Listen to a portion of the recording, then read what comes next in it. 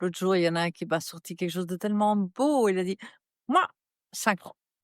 Moi, je sais comment on fait des enfants».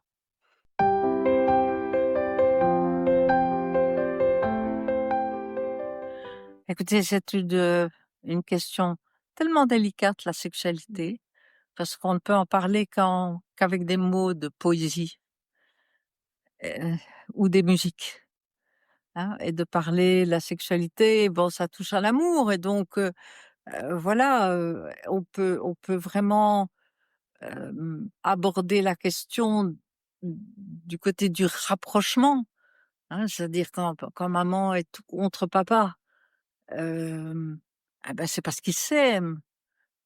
Et puis l'enfant verra bien où il en est. L'autre jour, il y en a un qui m'a sorti quelque chose de tellement beau. Il a dit: «Moi, 5 ans. Moi, je sais comment on fait des enfants». «Ah bon?» J'ai dit: «Ah, ça, c'est chouette. Explique-moi».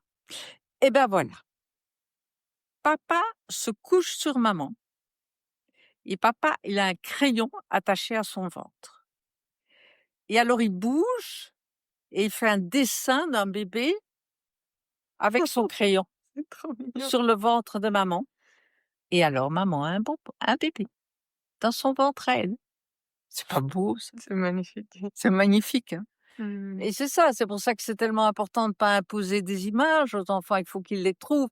Mais nous, on doit arriver avec des mots de poésie, de des musiques qu'on aime ou des choses qui sont vraiment qui parlent à des enfants parce que c'est sensuel, hein, ça peut être sensuel, ça peut être, hem et puis dans la nature, on voit 2 petits oiseaux qui se courent l'un derrière l'autre et qui essayent de se charmer.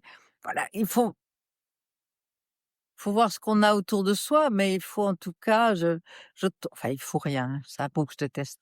Mais c'est dommage de tuer leur imaginaire avec de la technicité, Mmh.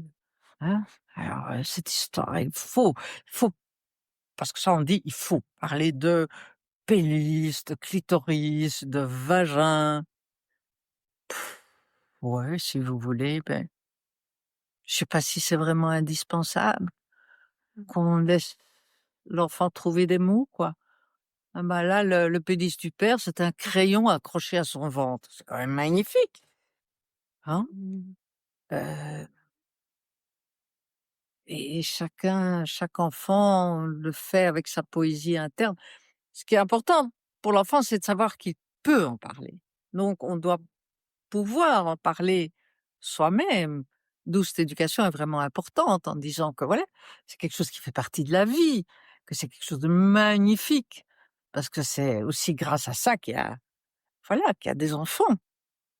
Hem, Et comment justement on peut créer ce climat pour que l'enfant puisse se sentir en confiance pour parler de tous ces questions-là, en fait? il faut trouver le bon moment Mmh. et si on le fait au niveau de l'école, il faut pouvoir le faire, autrement en ayant des pénis gonflés à l'entrée de la classe, quoi. Hein, ce qu'on voit parfois.